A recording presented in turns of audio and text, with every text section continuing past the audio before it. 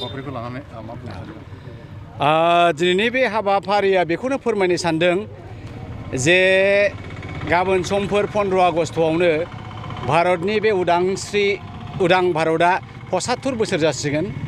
दा बे 75 बोसोर जे उदां भारतखौ जों दिनै एन्जय खालामबोदों, बेनि गुदियावनो दङ गोबां जोहोलाव आरो जोहोलावजो, बे हादोरनि बिर जोहोलावजो बिथांमोना जिउ होदों। बेखायनो जोङो दिनै उदां भारतआव दिनै उदां दाउफोर बायदि बिरबायनो हादों।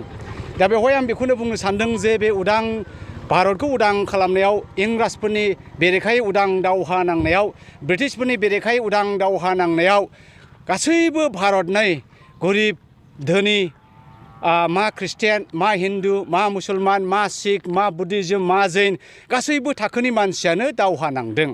आरो बे गासै भारतनि ज' धोरोम नांसय, धर्म निरपेक्ष बेबायदिनो जोङो दावहा नांनानै दिनै भारतखौ उदां खालामदों। जों दा बेखौनो मेसेज होनो नागिरदों जे भारतआ ओरैबायदि मोनसे फेब्रिकजों मोनसे फानफब जानाय, ओरैबायदि समायना रमायना मोनसे हादोर, जेरै बिबार बागानाव गोबां रोखोमनि बिबार थानानै बागानखौ समायहोयो। भारतआबो बेबायदिनो गोबां जाथि, गोबां राव, गोबां धोरोम लानानै मोनसे समायना हादोर। बाहायनो जोङो बे 75 बोसोर जार्नि, उदां भारतनि जार्नियाव दिनै मोनसे एलिमेन्ट फैदों भारतआव, मोनसे गाज्रि मोनसे बारहावा बारदों। बे बारहावाया बेनो, मोनसे सेक्सननि मानसिफ्रा ओरै होनो नागिरदों जे एक नेशन, मोनसे हादोर, मोनसे राव आरो मोनसे धोरोम। बे कमप्लिटलि भारतनि स्पिरिटनि, भारतनि आत्मानि बिरुद्धि। बेखायनो जों दिनै कंग्रेसआ बे चिरां जिल्लानि, चिरां डिस्ट्रिक्टनि मोनसे ब्लकआ बेखौनो बे ओनसोलाव फोसावनो नागिरदों जे नोंथांमोना गिनाङा। बे भारतखौ उदां खालामनायाव मा ख्रिस्टियान, मा मुस्लिम, मा हिन्दु गासैबो ज' दङ।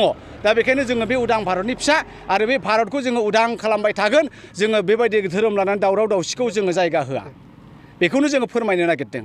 सार, नाथाय दिनैसिम माने बर' सुबुंफ्रा दिनैसिमबो माने इन्डिपेन्डेन्स जायाखै होनना बुंदों। बिनि सायाव मा बुंनो सानो? गमामायैनो नंगौ, जोङो बै समावहाय जोंनि बर'फ्रा राजा रानि दङमोन आरो जोंनि बर' राजा रानि बिथांमोना बै समावहाय गावहानो गावनि मोनसे उदां थासारि दंमोन।